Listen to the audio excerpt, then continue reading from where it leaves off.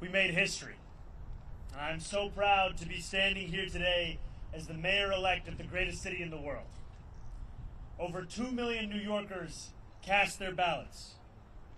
Whether they were the more than a million who supported this campaign or the others who supported someone else, or whether they felt too disappointed by the political process to participate at all, I will work every day to honor the trust that I now hold.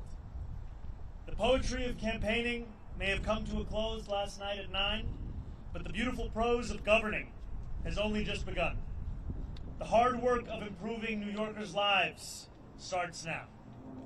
That process begins with transition. In the coming months, I and my team will build a city hall capable of delivering on the promises of this campaign. We will form an administration that is in equal parts capable and compassionate, driven by integrity, and willing to work just as hard as the millions of New Yorkers who call this city home.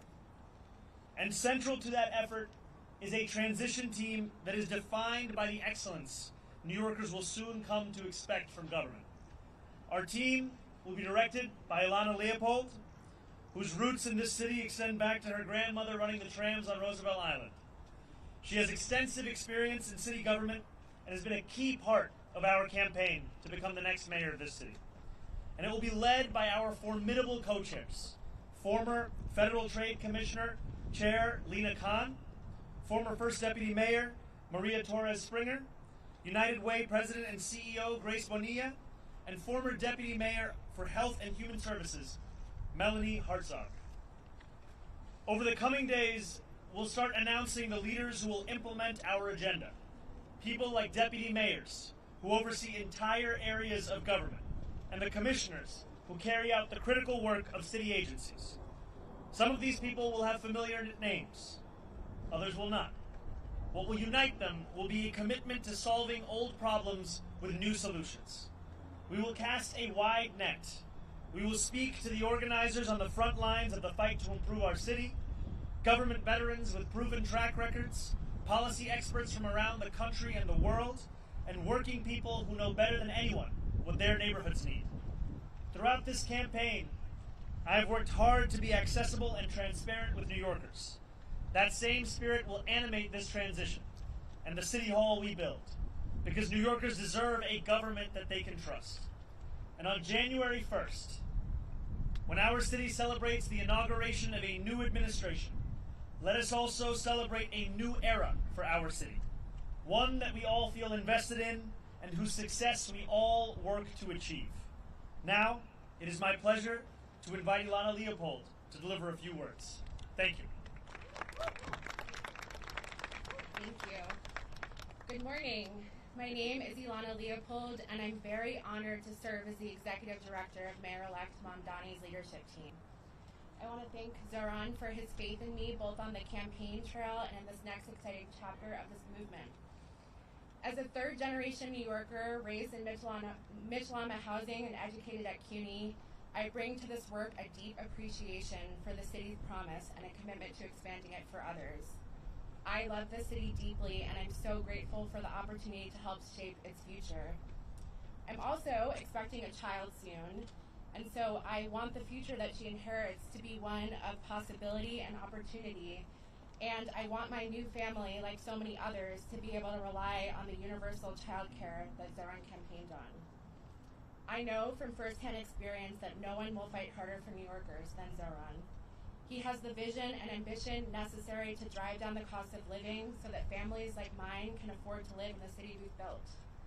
I cannot wait to help our next mayor build a government for and by all New Yorkers. Thank you.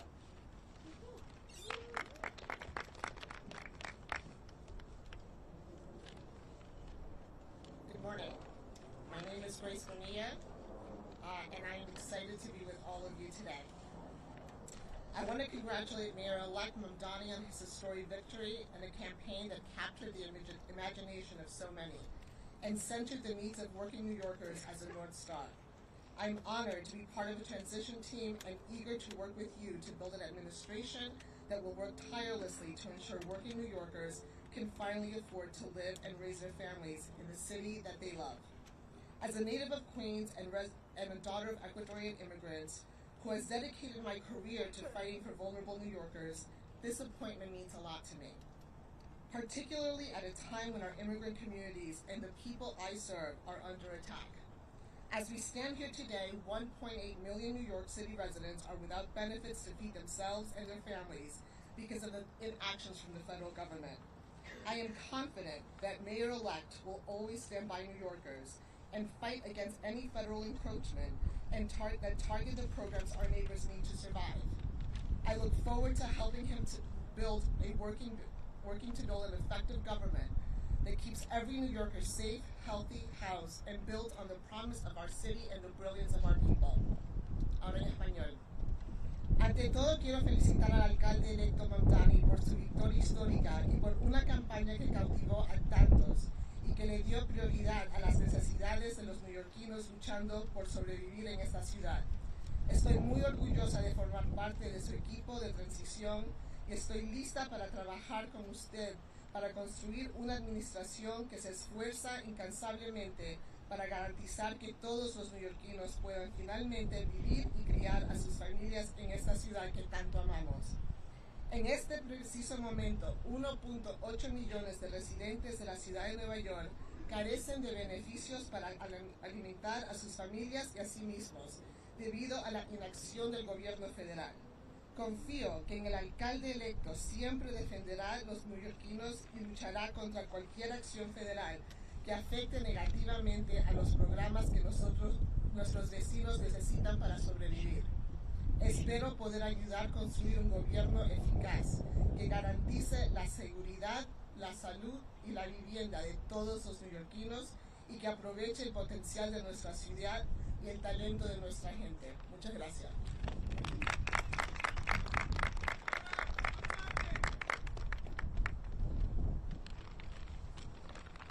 Good morning. My name is Mel Hartzog. No one calls me Melanie except my mother when I'm in trouble. And I'm so excited to be with you all today.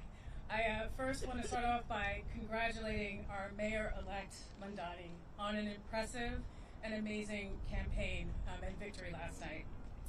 In my day job, I lead the New York Foundling, one of the city's largest and oldest social service organizations. I previously served across 2 administrations as a deputy mayor for Health and Human Services, director of the Office of Management and Budget, deputy commissioner for the Administration for Children's Services, among other roles. There's one thing I've been reminded of in this work, time and time again.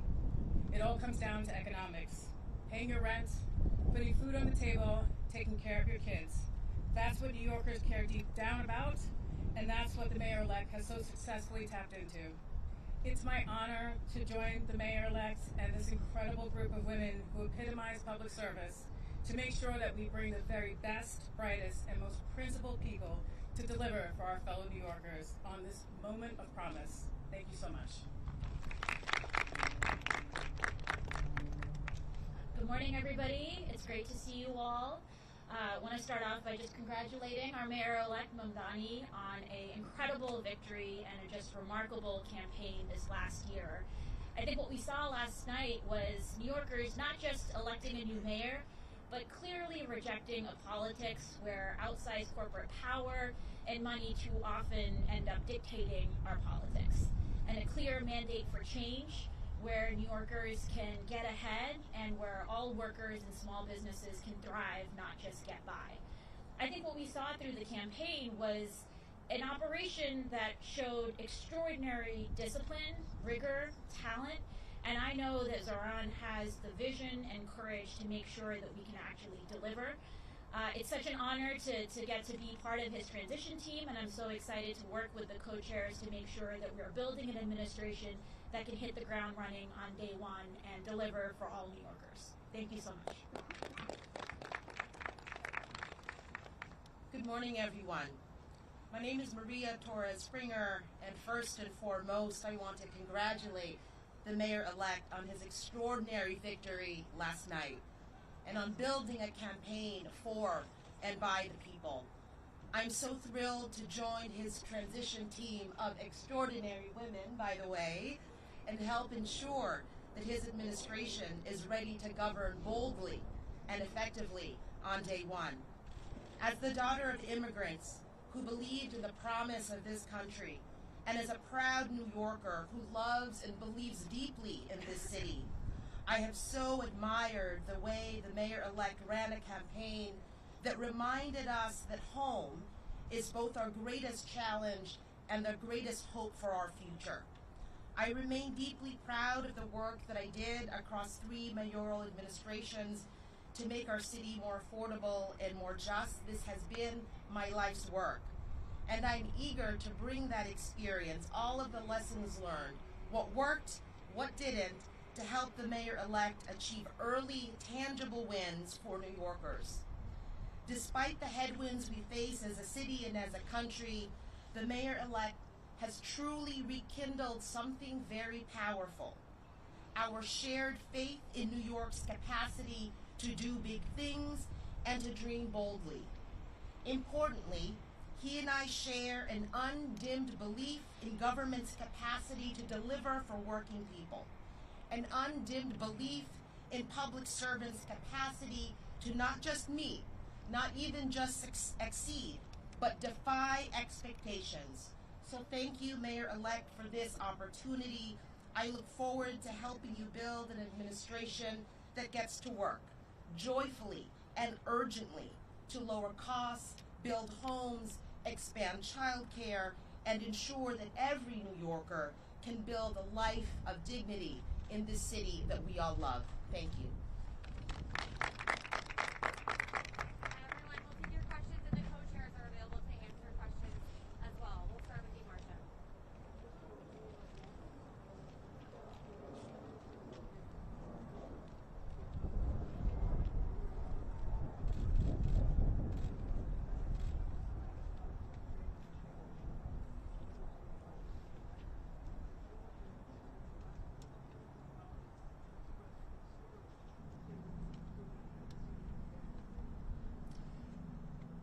I look forward to being the mayor for every person that calls this city home. That includes the Jewish New Yorkers that voted for our campaign and those that didn't. My responsibility is to all 8.5 million New Yorkers, and we chose this location as a reflection of the borough that I serve and the fact that we are proud to be known as the world's borough. And for far too long, that embrace of so much of what makes New York City special, so much of what makes it the place that we are proud to call it our home, it has been missing in our leaders in this city. And I'm excited to be the first immigrant to lead this city in generations, and excited more, frankly, to deliver on an agenda of affordability alongside these incredible co-chairs for New Yorkers across the 5 boroughs. Right here, sorry, we're going to go to Josie right here. Hey, how are you? Obviously the members of your transition team span different realms of experience. However, I'm not seeing people who specialize in education or public safety, which are 2 major arms of your agenda. Are you looking to add people with that type of experience to the transition team? And then this morning, FDNY Commissioner Tucker sent in his resignation. I know you've talked about adding people to your future administration who span ideologies. Do you have any concern that maybe some of them won't want you? I look at these 4 incredible co-chairs of our transition team, and what I see are those who have had their careers defined by an excellence that we want to characterize the very city hall that we are looking to build. These will be the leaders of our transition, and also this transition will expand and extend beyond any one specific set of issue areas. So the topics of education and public safety continue to be of immense importance. We continue to prepare for the delivery on those very issues alongside the others that concern New Yorkers, and that will be the work of the next 57 days. And just to your second question, I am willing to consider anyone to work in my city hall so long as they are committed to working for my administration and to delivering on an agenda to lower costs for New Yorkers in the most expensive city of the United States. All right, we'll go to Sam over here. Mayor-elect Mamdani, Sam Alcock from Democracy Now! I have 2 questions. One, what should New Yorkers know that you are asking from Mayor Adams during the transition for the next 2 months? And second, you are not going to be the mayor for the next for 2 months, but for months now, ICE agents have been abducting immigrants out of 46 Federal Plaza. What is your message to the ICE agents abducting immigrants? My message to ICE agents and to everyone across this city is that everyone will be held to the same standard of the law. If you violate the law, you must be held accountable. And there is sadly a sense that is growing across this country that certain people are allowed to violate that law, whether they be the president or whether they be the agents themselves. And what New Yorkers are looking for is an era of consistency, an era of clarity, an era of conviction. And that is what we will deliver to them.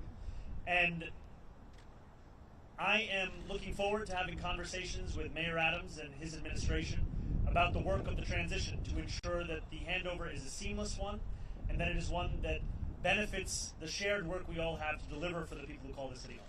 Thank you, Andrew. Congratulations on your victory. Thank you. Quick question. One is, Everybody's asking too. how quickly do you think you can clarify for everyone that you not only intend to keep Jessica Tisch, but that she actually will stay as police commissioner? When will you be able to close the loop? And my second question is, before speaking last night, were you waiting for a concession phone call from Andrew Cuomo, and are you disappointed that you didn't get one? I've made my intention clear to retain Commissioner Tisch, and I look forward to having conversations with her on that very subject. Last night, I spent time with my wife, with close members of my team, as we watched the results come in. I spoke briefly with Curtis Sliwa, and then I headed to address the thousands of New Yorkers that were there, waiting to hear of what this new era of government will look like. And that is always my focus. Not on the candidates of this past election, but rather on the people that are so often left behind by our politics. I look forward to serving. And Morgan. Hi, sir. How are you? Doing well. How are you, Morgan? Hanging in there. So just two more questions. Mayor Eric Adams is announcing that he plans to offer former employees who participated or refusing the second COVID vaccine, offering them to have the opportunity to get their jobs back. Hoping you can react to that. I know that this happened, but also just more broadly, he's also talking about stacking the rent guidelines more. What do you think about some of these efforts that he's making these last final days to potentially make your job more difficult? The mayor is seemingly unsatisfied with a record of raising rents by more than 12% on more than 2 million New Yorkers, and has gone so far as to consider appointing someone to the Rent Guidelines Board who is known for being a star, I think, on a show called Selling New York. And in many ways, that's the description of what he wants to do over these next few months. I continue to believe in the importance of delivering relief for the 8.5 million people who love this city, who live in this city, but cannot afford to continue to be here.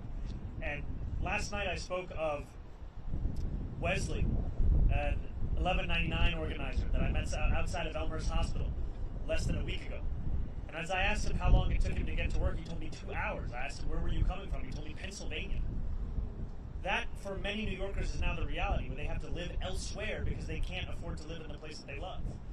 And that has to be our compass in guiding the work that we do to ensure that we can make this a city that is livable and make this a city that finally turns the page on an era of big money and small ideas.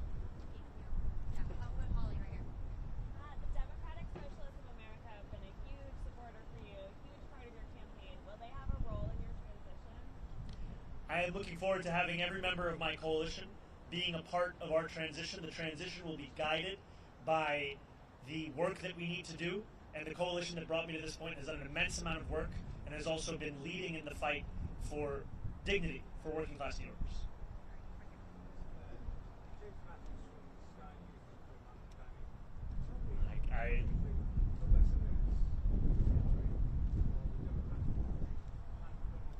Well, first I just have to say I've spent many days in my youth watching the transfer window close, final hours on Sky News, so it's a pleasure to have you here. Yeah, I'm an Arsenal fan. I have to be honest, when you said you were from Sky News, I just got very excited. Could you repeat the question one more time? Tell me, what do you think the lesson is of your victory last night for the Democrats, which has been slow to approach immigration? And what's the lesson for Donald Trump? think the lesson for the president is that it's not enough to diagnose the crisis in working class Americans' lives. You have to deliver on addressing that crisis. This is a president who ran a campaign on the promise of cheaper groceries, and now, as was said by one of our co-chairs, has gone so far as to cut SNAP benefits for close to 2 million New Yorkers. Someone who is literally making it harder to afford those same groceries whose price he was decrying not that long ago. And what scares Republicans across the country is the fact that we will actually deliver on this agenda. And the contrast is something that they cannot bear to witness. And I try to keep my focus similar to that cover on the New Yorker where the world ends at New Jersey, and thinking about what this means for our city instead of for our nation. And I will tell you that for our city, what left me with such great hope last night were the stories from so many New Yorkers who had never voted before, who had lost hope in politics years ago. And to stand here before you, having received over 1 million votes in an election that saw a turnout the likes of which we haven't seen since 1969, it shows that politics, once again, is offering more than just a settling for the crumbs that are not able to meet the needs of so many families across the city. We are finally offering a vision that can meet the scale of the crisis in working class New Yorkers' lives. Thank you. Thank you very much. I also have 2 questions for you. Please. The first is about business here in New York City. Jamie Dimon and N18G, one of the largest employers here in the city. I know you've spoken with him. Do you have a message for him today? Will you meet with him again? And what might that meeting look like? My second question is about the ADL and its leadership. Dr. Greenblatt said this morning that he did not feel you had done enough during this campaign to make sure that Jewish workers feel safe. The ADL today has launched what they're calling Mamdani trackers to track your administration and I guess its performance on that front. So, same question. Have you spoken to him? Will you meet with him? And what do you make of this initiative that the ADL is launching? I look forward, I'll first answer your first question and I'll go to your second. I look forward to meeting with Jamie Dimon and meeting with anyone who is concerned about the future of our city and is invested in the vitality of that same city. And these are not very different from the conversations I had over the course of this campaign with many business leaders who, while we may have disagreements on fiscal policy, we also found many areas of agreement as to what the city actually needed.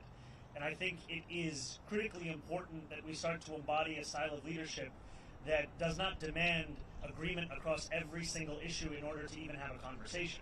We need to be able to deliver for New Yorkers, and that means to meet New Yorkers, even those with whom we have any disagreements. So I look forward to having those kinds of meetings, be it with Jamie Dimon or be it with other business leaders, and continuing to show that our affordability agenda is an agenda that would also benefit businesses across the city. Because what I've heard from many of those same business leaders is that the inability for city government and state government to provide universal child care has led to businesses sometimes having to provide stipends to their own employees given the expense of that child care.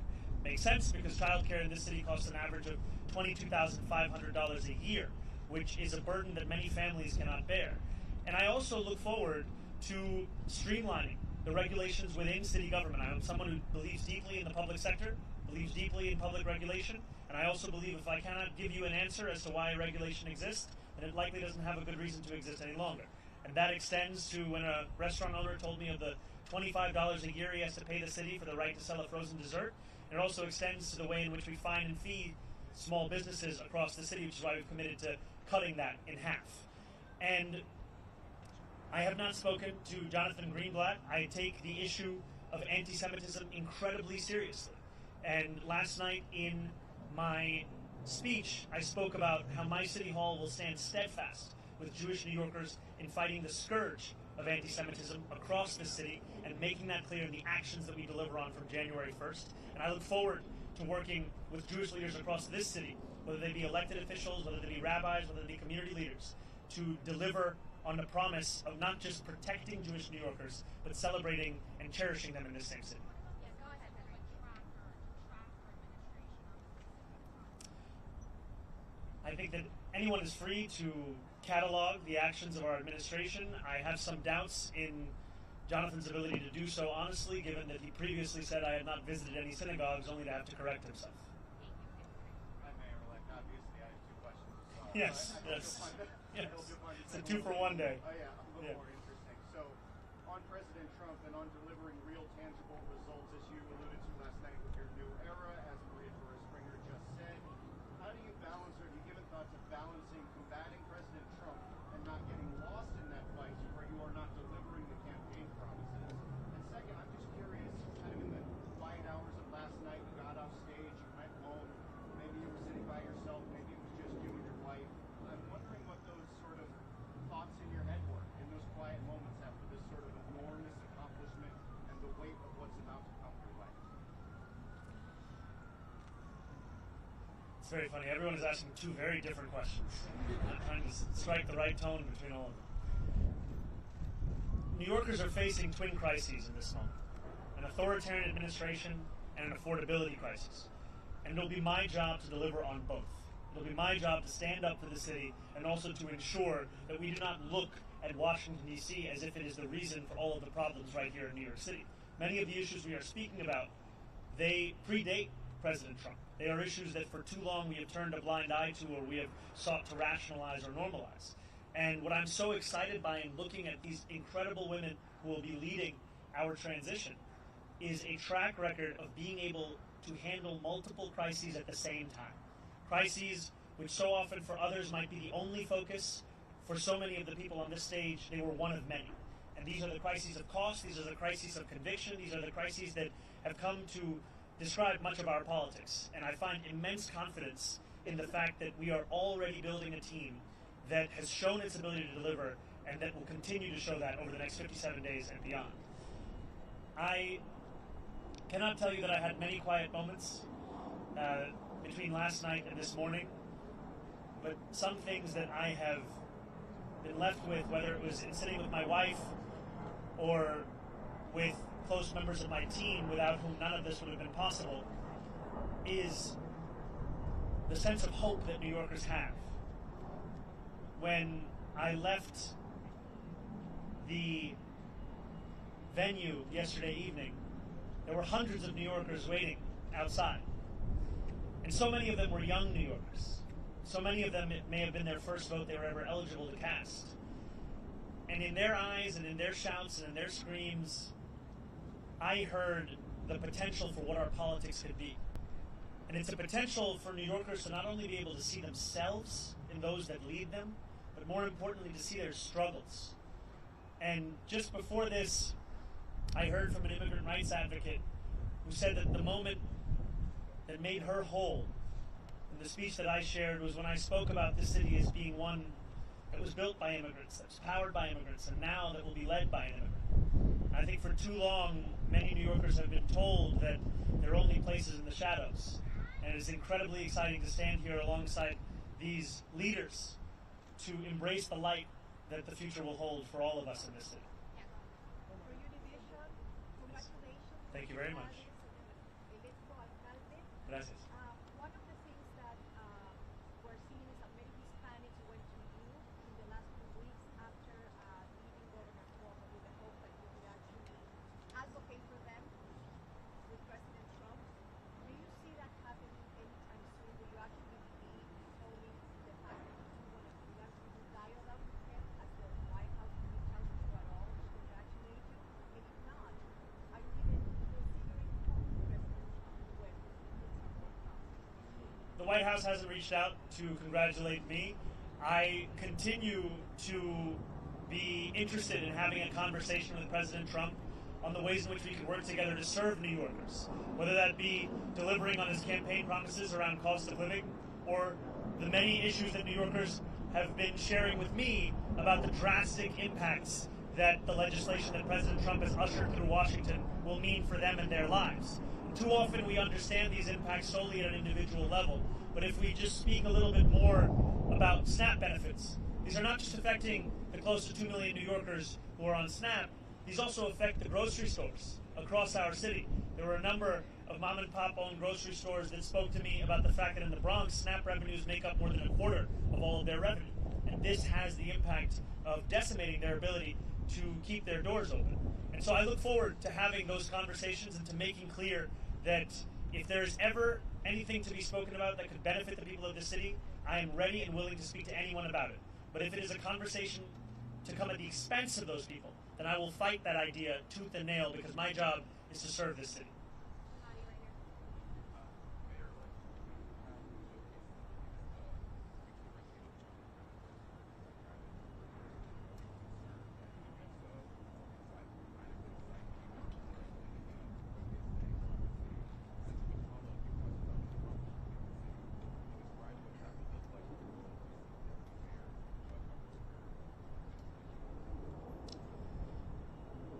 When I speak about Trump-proofing this city, I speak about protecting those with the least from the consequences of a man with the most power in this country. It is in part a reference to the need to ensure that any fight for additional revenue is one that also looks to try and protect those same New Yorkers from these kinds of cuts to the greatest extent that we can. And it's also a commitment to ensure that so many of the storied parts of city government return back to the moments where they were on the front lines of fighting for dignity and civil rights, and I think specifically of our city's law department. This is a law department that, when you think of the seminal civil rights cases of this country, they were there. And yet today it has 200 fewer lawyers than it did before COVID.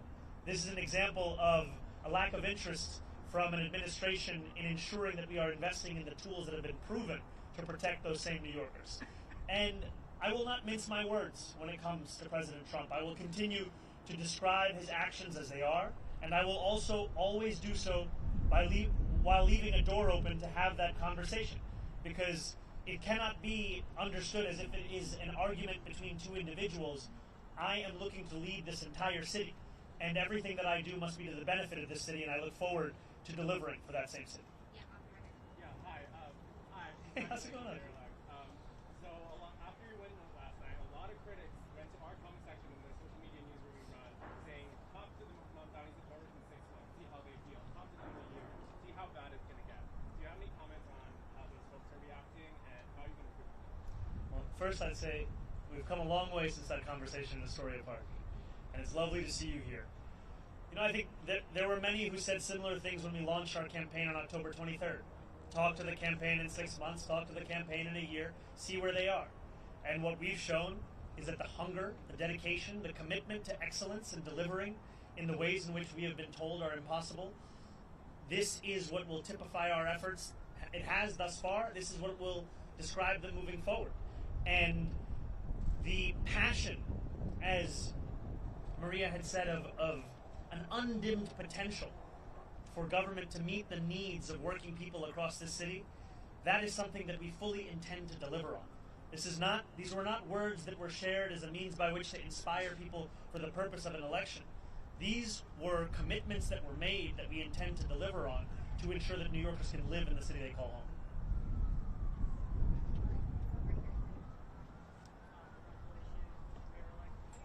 I'm sorry, could you come a little closer or speak a little louder? How do you respond to reports that hundreds of thousands of New Yorkers could leave this city now that it's been elected? Secondly, I'm just curious, when you got the news that they called the race for you last night, how did you celebrate? What did you do? What was the first thing you ate? How did you celebrate at home? I think the first thing I did was drink some water, and it took a moment for it to settle in. And when it did, oftentimes this job is described with the language of burden, responsibility, pressure. And those things are true. But what is lost is opportunity. And that is really what I felt in that moment when this race was called. The opportunity we have to deliver for people who have come to expect so little from the politics of their city. That is an opportunity that is at the heart of what motivates me each and every day. And I look forward to fulfilling the trust that was put in me by the more than 1 million New Yorkers who voted for our campaign, and also by New Yorkers who've had concerns or skepticism. I don't begrudge them, because they were subject to tens of millions of dollars in attack ads that told them the thing that should keep them up at night was me. when in fact what I look is that the thing that keeps them up at night is the cost of rent, of groceries, of childcare. And so I look forward to earning their trust as well, because my vision of success is not that those who are skeptical leave this city, it's that those who are skeptical stay here in this city, and that we build a city that has room for even more to join us. Because this is a city that has to grow, this is a city that has to thrive, and the way that we will do so is by bringing an excellence back into City Hall, where it becomes the expectation, not the exception.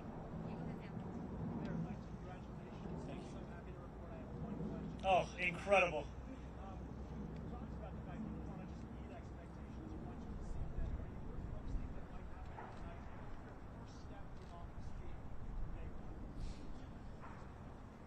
My first day in City Hall will look like my last day.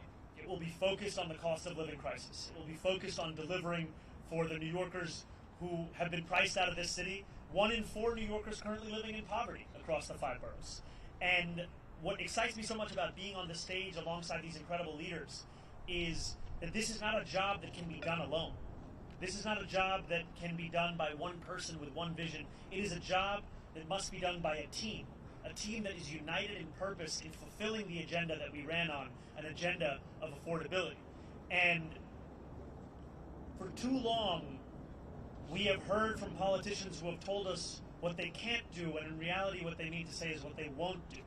And I'm excited to prove that making people's lives better is not simply an ideal, it is something that we can fulfill in the day-to-day work of our administration. First of all, congratulations. Thank you very much, Ethan. Governor Hochul has had kind of a good working relationship with Trump, even though she's been very rhetorically hot against him sometimes. Do you think there's anything you can learn from her style of dealing with him, and have you talked to her about it already? I think the governor has set a very good example for what it can look like to both keep a door open to speak with anyone about anything that could serve the interests of the people of this state, while also refusing to sacrifice those same people for the purpose of maintaining a relationship. And that is exactly the approach that I will take, is when President Trump wants to do something that will benefit this city, I will be there to say as much.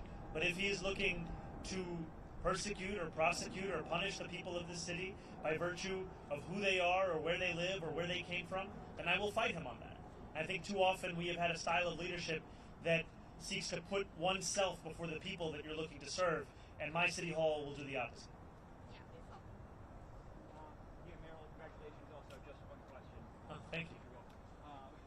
So, knowing that there is such a microscope on how you are going to live up to all these promises, on who you are surrounding yourself with, the fact that this is your first day after the election, that this is what you want to do, this is the group that you wanted to announce, whether it's the fact that they're all women, whether it's different backgrounds, but a lot of them coming from a social services or a charity background or something like that. Was there a certain message specifically that you wanted to send with this group as the official member of the team now? You know, this is a group that exemplifies the excellence I've long spoken about. It is an excellence that New Yorkers have seen across multiple mayoral administrations. It is an excellence that they have seen at the federal level, and it's an excellence that has been displayed amidst a conviction of what government can and should and must do for New Yorkers. And I'm excited by the prospect of them leading this transition to deliver for those same New Yorkers. And I also am clear with the more than 100,000 volunteers who brought me to this point, with the more than 1 million New Yorkers who voted for our campaign, that the work does not end with an election. In fact, it continues until we deliver this agenda. And that delivery will be something that we do over weeks and months and years. And it will be something that we will take immensely seriously, because it is a delivery that will fulfill the hope that so many have put in us.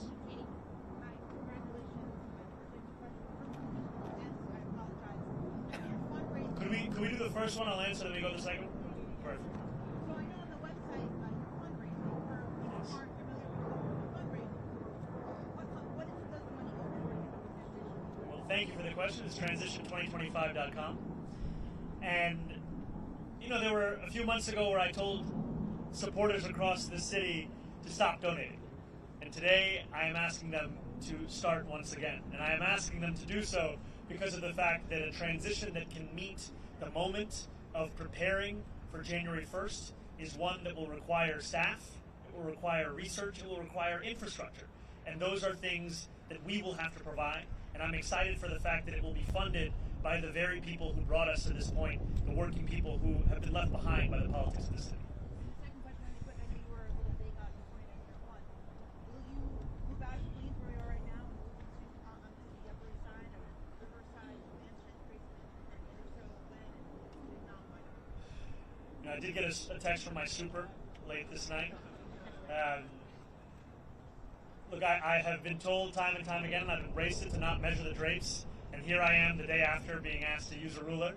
And I will tell you that my focus right now is on the transition team. I will speak with my wife. I will think about this further, but when I have something to share, it will be done so publicly. Andrew Cuomo did it. Okay. Two questions again. The first one, has the mayor or anyone invited you to City Hall? Do you have plans to go to City Hall to meet with him in the coming days?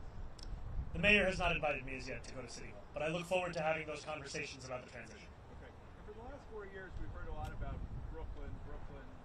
They've got the leaders in the House and Senate, the mayor, all sorts of power. Is Queens having its moment? I mean, we spoke about this a little bit standing here. Like, is this borough on top now? You know, I don't see it as a question of which borough is on top. I am looking to serve every single one of the 5 boroughs. And in each of these boroughs, I find so much of the inspiration of the work that we have to do in City Hall. And I'm also proud to represent Queens in the state legislature. I'm proud to be a resident and an assembly member for Astoria and for Long Island City. And I'm proud that we are standing here today in the world's borough to embrace what gives so much meaning as to what it means to be a New Yorker here in this moment today. This guy's trying to get me to go against other boroughs. Unbelievable. Where's the suit? Good to see you.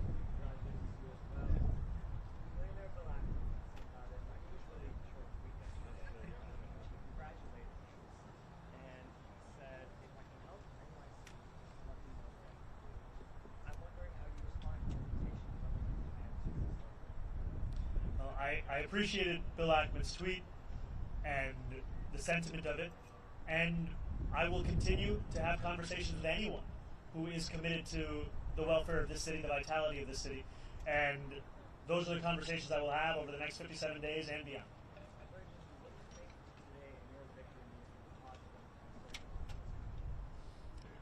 I can tell you what it means in this city.